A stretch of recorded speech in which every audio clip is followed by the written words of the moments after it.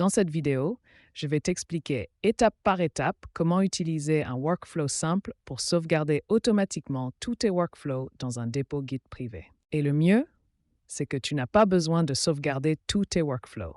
Car dans mon cas, j'ai aussi beaucoup de workflows de test que je ne veux pas pousser dans mon dépôt Git, puisqu'ils sont inutiles et servent seulement au test. Et au lieu d'ajouter ces données inutiles, je vais aussi vous montrer comment filtrer vos workflows par tag, puis ne pousser que ceux qui sont importants pour vous. Mais avant de commencer, il est important de préciser qu'il y a d'abord des prérequis, puis nous pourrons suivre ces étapes pour configurer le workflow. Et bien sûr, il vous faut un compte GitHub, une instance NU10 en fonctionnement, ainsi que le workflow lui-même.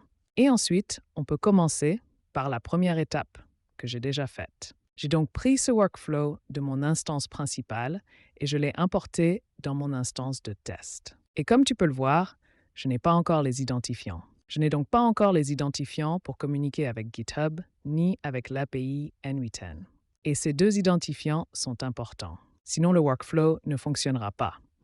Mais je vais aussi te montrer comment les créer étape par étape. Mais avant ça, il faut créer un dépôt privé sur GitHub.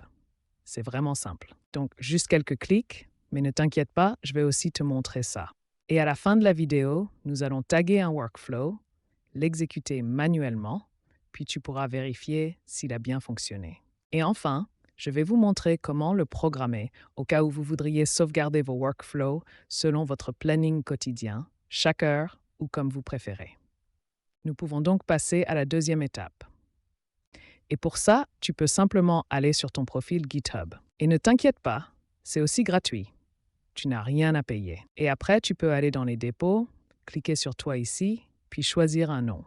Donc ici, j'utiliserai simplement Test Demo. Et ici, tu peux aussi ajouter une description. Il sera aussi ignoré par Gitignore, mais ici, ce n'est pas nécessaire. La seule chose à configurer, c'est si tu veux le rendre public ou non. Donc, si tu veux que tout le monde puisse accéder au workflow, tu peux le laisser en public. Mais si ce n'est pas public, tu peux simplement le régler ici en privé, ce qui signifie que toi seul peux le voir. Et si tu veux ajouter un collègue, tu peux aussi le faire. Et ensuite, vous êtes les seules personnes à avoir accès à ce dépôt privé. Donc ici, je vais le mettre en privé, puis cliquer sur Créer. Et voilà, nous avons déjà couvert la deuxième étape. Passons maintenant à la création des identifiants. Pour l'identifiant API NU10, il suffit d'aller dans les paramètres. Puis sous NU10 API, créer une nouvelle clé API. Disons test démo alors, qu'il corresponde aussi. Bien sûr, vous pouvez aussi le modifier si vous voulez définir une date d'expiration ici.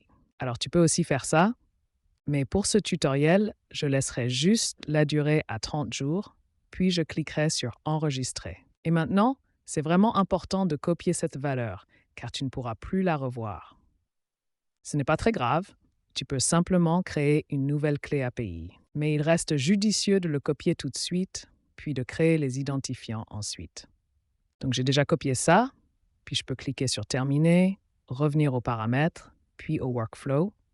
Ici, comme tu peux voir, rien n'est sélectionné ici. Tu peux simplement créer une nouvelle identité et ajouter ici la clé API. Et tu dois aussi définir l'URL de base.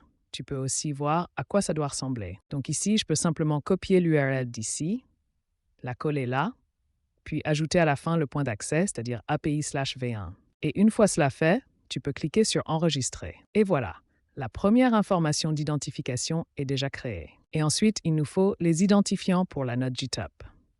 Et pour cela, je recommande d'opter pour l'option OAuth2.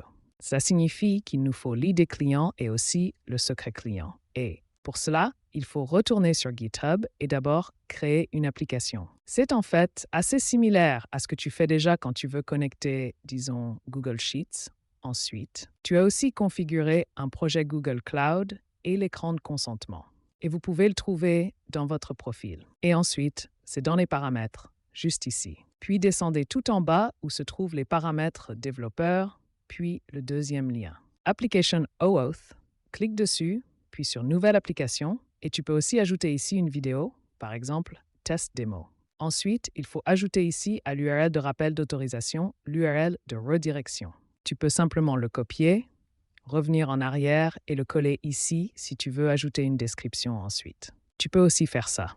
Et pour l'URL de la page d'accueil, il suffit de copier-coller l'URL de ton instance N8N. Et une fois que c'est fait, tu peux cliquer sur Enregistrer l'application, puis tu recevras l'ID client, que tu peux simplement copier, puis coller ici, et ensuite, tu dois créer un secret client.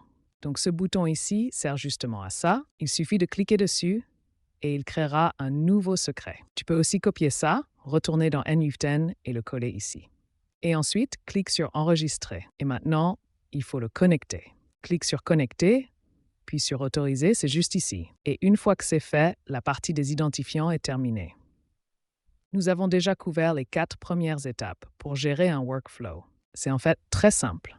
La seule chose à faire, c'est simplement d'ajouter ton tag. Et comme tu peux le voir, j'ai déjà un tag test, mais disons que tu as un système ou un workflow spécifique que tu ne veux pas perdre. Alors, tu peux simplement entrer quelque chose de nouveau ici. Disons test 1, puis appuie sur Entrée, et ensuite, tu as une deuxième étiquette. Tu sais maintenant comment créer une étiquette.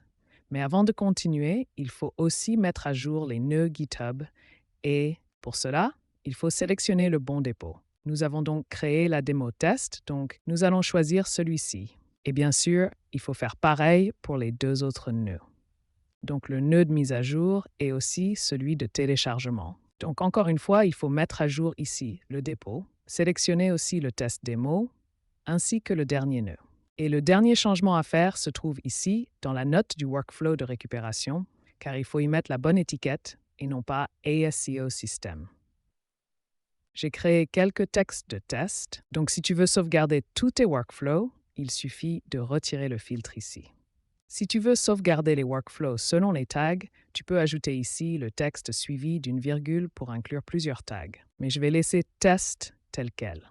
Et si on l'exécute maintenant, il devrait alors télécharger dans le premier dépôt de test la démo du fichier. Et c'est fait. Donc on peut aussi vérifier ça. Laisse-moi ouvrir GitHub, puis actualiser. Et comme tu peux le voir, les 2 workflows sont maintenant dans mon dépôt GitHub. Et si je l'exécute à nouveau, il ne devrait pas les télécharger encore une fois, car ils existent déjà. Et à la place, ces fichiers seront mis à jour. Alors, laissez-moi l'exécuter à nouveau. Et cette partie a aussi fonctionné. Donc ça veut dire que selon si le fichier existe, il sera mis à jour. Et si le fichier n'existe pas, il sera alors envoyé dans le dépôt. Et la dernière chose à voir, c'est comment le planifier, car tu ne veux pas le lancer manuellement. Et pour ça, c'est vraiment simple. Il suffit d'aller dans le déclencheur de planification, de l'ouvrir, et disons que tu veux l'exécuter quotidiennement, tu peux simplement le configurer ici. Tu peux donc le laisser tel quel, ou choisir de faire la sauvegarde toutes les heures, une fois par semaine, par mois, ou comme tu préfères ici. Et voilà, nous arrivons déjà à la fin de cette vidéo. Tu peux trouver ce workflow dans ma communauté et les bases de N8N. Et si tu as des questions, n'hésite pas à me les poser. Et sur ce, on se retrouve dans la prochaine vidéo.